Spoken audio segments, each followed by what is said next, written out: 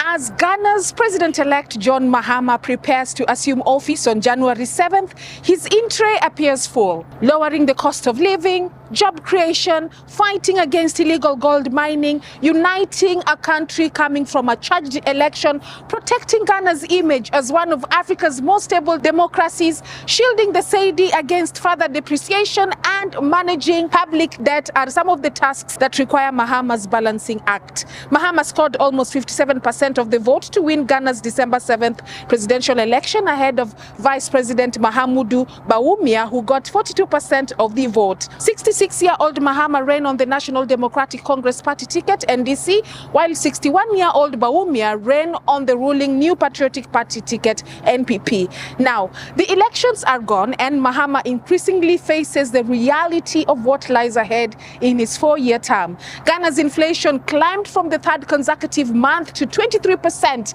in November, hiking the cost of living. Foodstuff, fuel, and other basic items have surged in price.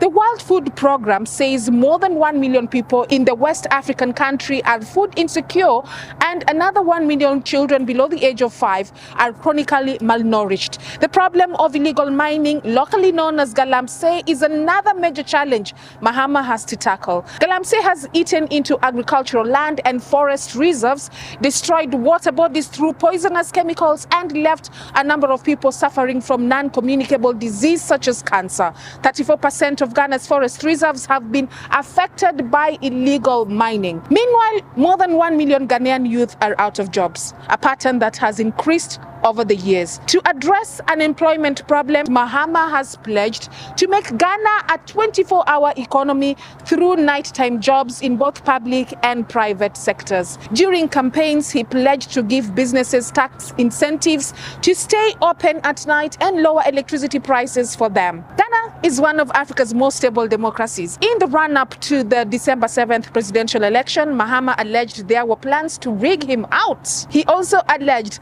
that soldiers were being deployed to cause chaos and stop the declaration of parliamentary results in some constituencies. But even with the allegations, he went on to win with 57% of the vote, and his party, NDC, got 185 out of 276 parliamentary seats, which is 67% of parliament. That's how strong Ghana's democracy is. Mahama now has the task to protect that democracy. Ghanaians said his performance is another potential headache for the president-elect. As at today, it has lost nearly 300% of its value against the US dollar compared with the exchange rate in 2016. That has eroded savings and made the cost of imports more expensive. Stabilizing the local currency will be a top priority for Mahama. Ghana's public debt is also an elephant in the room. It has risen from 63% of its GDP in 2019 to over 80% in 2024, a figure indicating the West African nation of 34 million people is in a debt crisis. Mahama would have to introduce pro-business policies